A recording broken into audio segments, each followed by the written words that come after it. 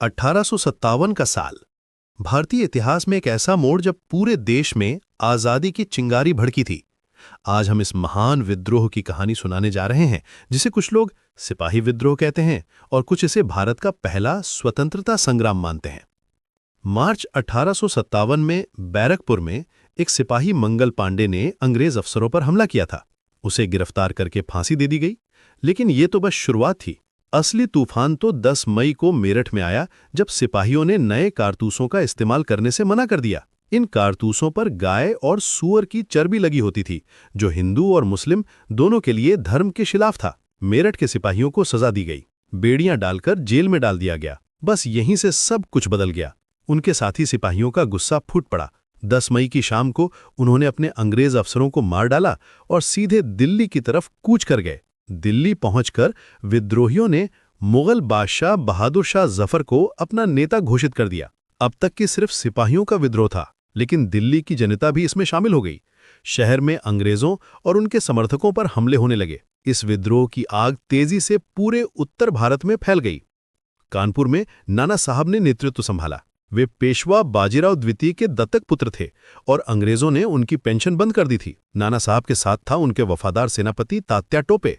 तात्या टोपे का असली नाम रामचंद्र पांडुरंग टोपे था और वो नासिक से था। कानपुर में 25 जून को अंग्रेजों ने आत्मसमर्पण कर दिया। नाना साहब को पेशवा घोषित किया गया।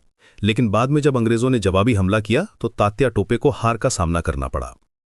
अब बात करते हैं झांसी की रानी लक्ष्मीबाई की। उनका जन्म मणिकर्णिका तांबे के नाम से हुआ था। झांसी के राजा गंगाधर राव से शादी के बाद वे रानी लक्ष्मीबाई बनी। जब राजा की मृत्यु हो गई तो अंग्रेजों ने हड़प नीति के तहत झांसी को अपने कब्जे में लेने की कोशिश की। रानी ने साफ कह दिया था, मैं अपनी झांसी नहीं दूंगी। 1858 में सर ह्यू रोज में झांसी पर हमला किया। रानी लक्ष्मीबाई ने बहादुरी से मुकाबला किया। जब शहर पर कब्जा हो गया तो वे अपने बेटे दामोदर राव को पीठ पर बांधकर घोड़े पर सवार होकर निकल गईं। कालपी पहुंचकर वे तात्या टोपे और राव साहब से मिलीं। इन तीनों ने मिलकर ग्वालियर पर कब्जा कर लिया। यहां उन्होंने हिंदवी स्वराज की घोषणा की, लेकिन अंग्रेजों का जवाबी हमला आया। 18 जून 1858 को ग्वालियर के पास कोटा की सराय में लड़ाई के दौरान रानी लक्ष्मीबाई वीर गति को प्राप्त हुईं। तात्या टोपे ने उनका अंतिम संस्कार किया। रानी की मृत्यु के बाद भी तात्या टोपे ने हार नहीं मानी। वे जंगलों में छुपकर गुरिल्ला युद्ध करते रहे। उन्होंने अपने जीवन काल में अंग्रेजों के खिलाफ 150 लड़ाइयां लड़ीं।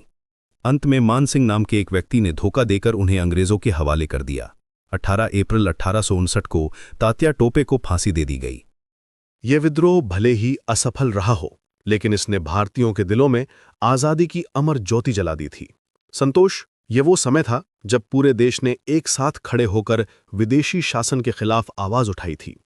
मंगल पांडे से लेकर रानी लक्ष्मीबाई तक, नाना साहब से लेकर तात्या टोपे तक, हर किसी ने अपनी मातृभूमि के लिए सब कुछ न्योछावर कर दिया था। 1857 का यह विद्रोह सिर्फ एक सैन्य विद्रोह नहीं था। ये भारतीय स्वतंत्रता संग्राम की पहली व्यापक अभिव्यक्ति थी। इसने दिखाया कि भारतीय अपनी आजादी के लिए कितनी बड़ी कुर्बानी दे सकते हैं। आज भी जब हम इन वीरों की कहानी सुनते हैं तो हमारे दिल में गर्व की भावना जाग उठती है।